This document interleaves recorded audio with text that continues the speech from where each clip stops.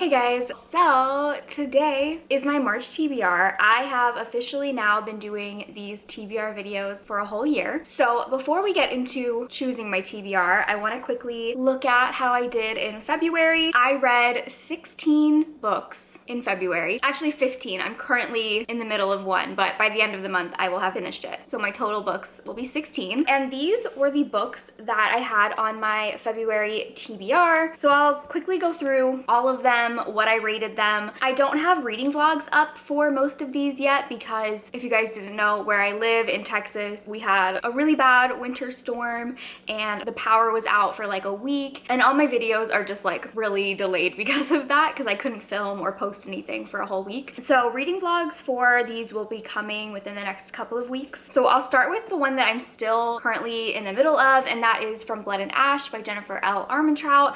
I am a little over halfway, so I will definitely have this finished soon. I did post a Kindle Unlimited romance vlog, and in that vlog I read 5 romance books. So the romances that I read for that were The Doctor by Nikki Sloan, which I gave 5 stars. I am just obsessed with Nikki Sloan. I loved this book. It is a ex-boyfriend's dad romance, which is just like quickly becoming one of my favorite tropes. Then I also read Set and Jaw by Alexandria House. These are the first 2 books in this trilogy of novellas. I gave Set 4 stars and Jaw, I think I gave it 3 stars. Then I also read White Whiskey Bargain by Jodie Slaughter, which is an arranged marriage, rivals to lovers kind of romance, and I really liked this. I gave this one 4 stars. And then the last one I read for that vlog was Deeper by Riley Adams, which is like a novella epilogue to Go Deep. I don't think I rated this one because it's just an epilogue, but I really liked it. So yeah, then the other vlog that I did was a historical romance vlog, and in that one I read 3 historical romances. So I read The Duke Heist by Erica Ridley, which I gave 4.5 stars, I think. Then I read Never Seduce a Scot by Maya Banks, which I gave 5 stars and is now my all-time favorite historical romance. I'm just obsessed with this. It was so good. And then lastly, I read Lady Pirate by Lindsay Sands, and I gave this one 3 stars. So then I have all of the other books that I read for various vlogs that will be coming out. I read Empress of Salt and Fortune by Ning Vo, and I gave this 3 stars.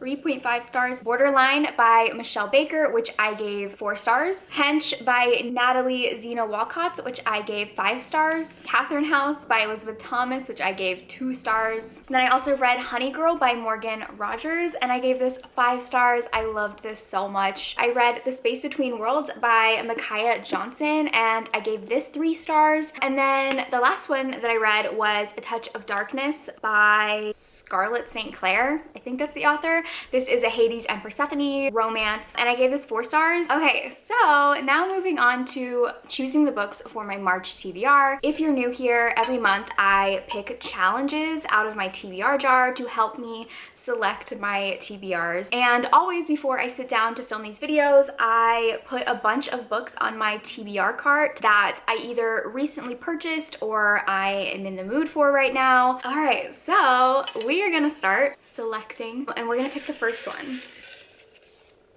All right, the first one is Owned for More Than 3 Years. So these 3 are the only ones that I've owned for more than 3 years. I actually put these on the shelf because I am trying to read like the books that I've owned the longest, but that I've held on to for whatever reason. I really don't know anything about these. So Shades of Milk and Honey, The Iron Duke, or Heroine Complex. I'm gonna go with Heroine Complex by Sarah Kahn. Like I said, I've owned this for so long and I really haven't heard anything about it. I feel like when it first came out, I saw a couple people that I follow like on Twitter talking about it, and that's probably why I bought it. But since then, I feel like I never see anybody talking about this.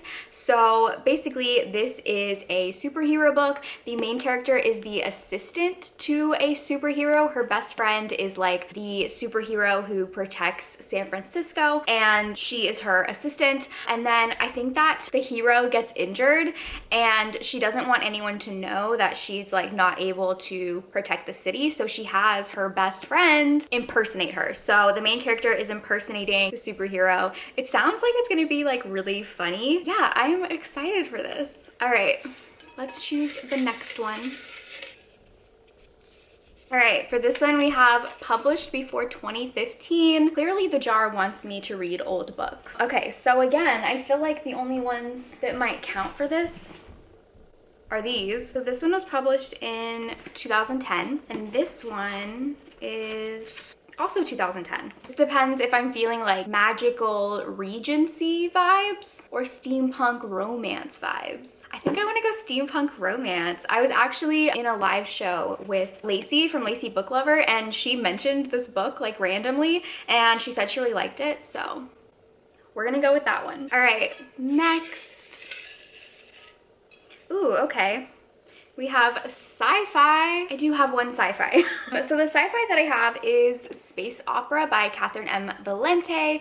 This sounds like such a weird book. So basically, there are all these galaxies and planets and species, and in order to keep the peace between all the different planets, they have a really big singing competition. It's supposed to be like Eurovision, but for the whole universe. And every planet submits a musician to perform a song, and if you lose the competition, your whole planet gets exterminated. And so I believe that this is following the rock band who is representing Earth in the competition. So yeah, this sounds really bizarre and strange. I really like bizarre and strange, so it could either be great or it could be terrible. The next one is, ooh, this is a fun one. Recently read by.